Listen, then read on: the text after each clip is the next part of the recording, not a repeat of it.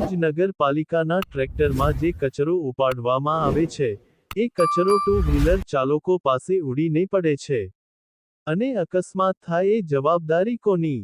અને અમુક ટ્રેક્ટર અને છોટા હાથી નગરપાલિકામાં ચાલે છે એમના નંબર પ્લેટ હોતા નથી. એવા વાહનો કોન્ટ્રાક્ટર પાસેથી શું કામ લેવામાં આવે છે? ભુજના રહેવાસી રમેશ હરજી મહેશ્વરી દ્વારા સાબડીએ શું કહ્યું? નામ રમેશ હરજી મહેશ્વરી. શું પરેશાન થઈ રહી છે નગરપાલિકા દ્વારા?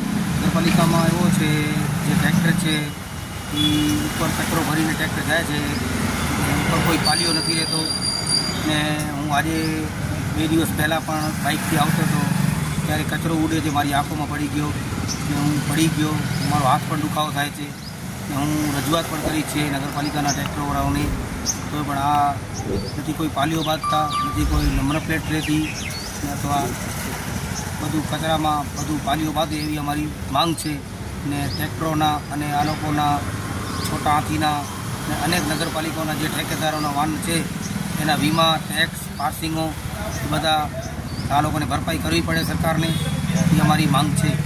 કોઈ પણ વાહનમાં આવી રીતે ઘટના બનશે એના જવાબદારો જે ટ્રેક્ટરના સંચાલન છે નગરપાલિકાઓના ઠેકેદારો એ રહેશે. ને મારી એ રજૂઆત છે ખાસ કરી ટ્રેક્ટરો ઉપર નંબર પ્લેટ અથવા પાલીઓ એક ઢાંકાય, એમાં ભુજ શહેરના નાગરિકોને એક શ્વાસ લેવું પડે, એ મારી રજૂઆત છે, મારી માંગ છે, નમ્ર વિનંતી છે.